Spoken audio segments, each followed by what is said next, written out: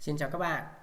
Đó, thì các bạn đang nhìn thấy trên màn hình của mình là một ổ C và ổ D có dung lượng khoảng hơn 100 GB đó. Thực chất đây là một cái ổ SSD mình mới mua ở trên Hà Nội Computer nha. 240 GB với giá trị là 859.000 đồng. Đó.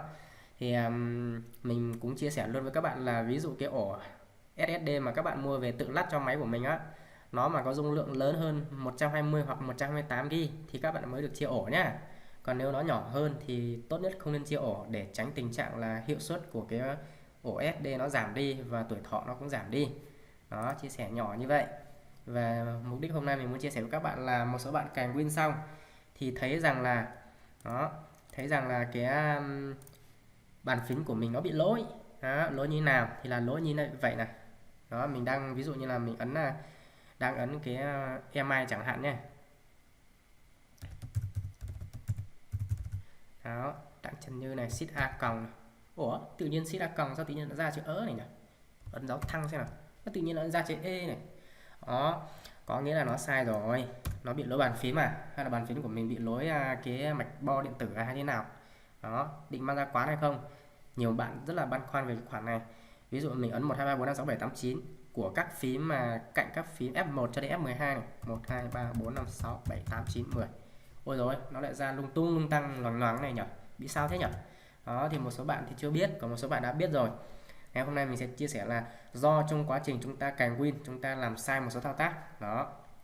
Lâu quá rồi mình lại làm sai nên mình mới lại quay cái video cho các bạn xem.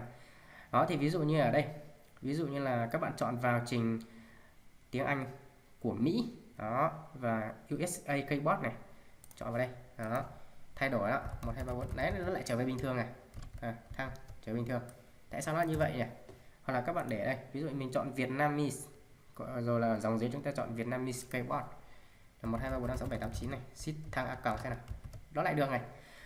Đấy, còn các bạn chọn vào chữ ở đây thì nó lại không được. Đó, nó lại ra như cũ. Thì mình giải thích cho các bạn là đây, ở chỗ dòng ngôn ngữ này của chúng ta thì khi mà chúng ta cài Win xong này, nó có một cái bước là chọn quốc gia. Đấy, chọn quốc gia tức là country ấy.